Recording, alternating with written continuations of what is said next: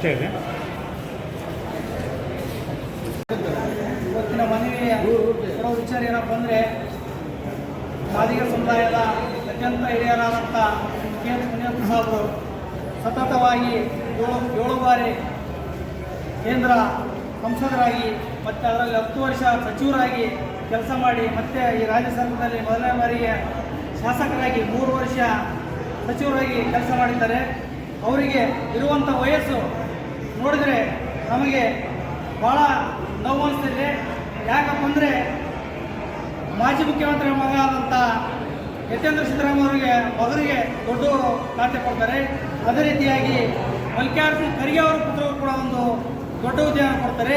ಇದರಲ್ಲಿ ನಮ್ಮ ಸಮುದಾಯಕ್ಕೆ ಎಡಗೈ ಸಮುದಾಯಕ್ಕೆ ಅನ್ಯಾಯ ಆಗಿದೆ ಅಂತೇಳಿ ನಮಗೆ ಇಡೀ ಸಮುದಾಯಕ್ಕೆ ರಾಜ್ಯದಲ್ಲಿ ಅನ್ಯಾಯವಾಗಿದೆ. ಕೂಡಲೇ ಕರ್ನಾಟಕ ಸರ್ಕಾರ ಮುನಿಯಪ್ಪ ಸಾಹೇಬರಿಗೆ DCM ಮತ್ತು ಸಮಾಜ ಕಲ್ಯಾಣ ಇಲಾಖೆ ಎರಡೂ ಕೊಡಬೇಕಂತೇಳಿ ನಮ್ಮ ಒತ್ತಾಯ. ಜೊತೆಗೆ ಆರ್.ವಿ. ತಿಮ್ಮಾಪುರ ಸಾಹೇಬರಿಗೆ ಕೂಡ ಒಳ್ಳೆ ಖಾತೆ ಕೊಡಬೇಕು. ಜೊತೆಗೆ ಮೂರನೇದು H. ಅಂಜನೇಯ ಸಾಹೇಬರಿಗೆ MLC ಮಾಡಿ ಅವರಿಗೂ ಕೂಡ ಸಚಿವ ಸ್ಥಾನ ಕೊಡಬೇಕಂತೇಳಿ ನಮ್ಮ ಸಮುದಾಯದ ಬೇಡಿಕೆ.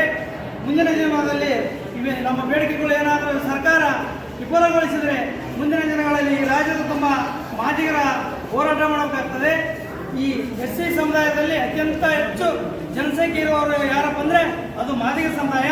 ನಮಗೆ ಅನ್ಯಾಯ ಆಗಿದೆ, ನಮ್ಮ ಪಾಲನ್ನು ನಮಗೆ ಕೊಡಿ, ನಮಗೆ 3 ಸಚಿವ ಸ್ಥಾನ ಕೊಡು ಅಂತೇಳಿ ಈ ಒಂದು ಮಾಧ್ಯಮದ ಮುಖಾಂತರ ನಾನು ಸರ್ಕಾರಕ್ಕೆ ವಿನಂತಿ ಮಾಡ್ತೀನಿ.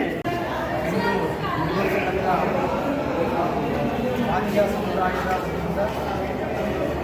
ಮಾನ್ಯ ಸಚಿವರಿಗೆ ಮತ್ತು MLC ಆದಂಥ ಶಿವಕುಮಾರ್ ಅವರಿಗೆ ಒಂದು ಸಚಿವ ಸಂಪುಟ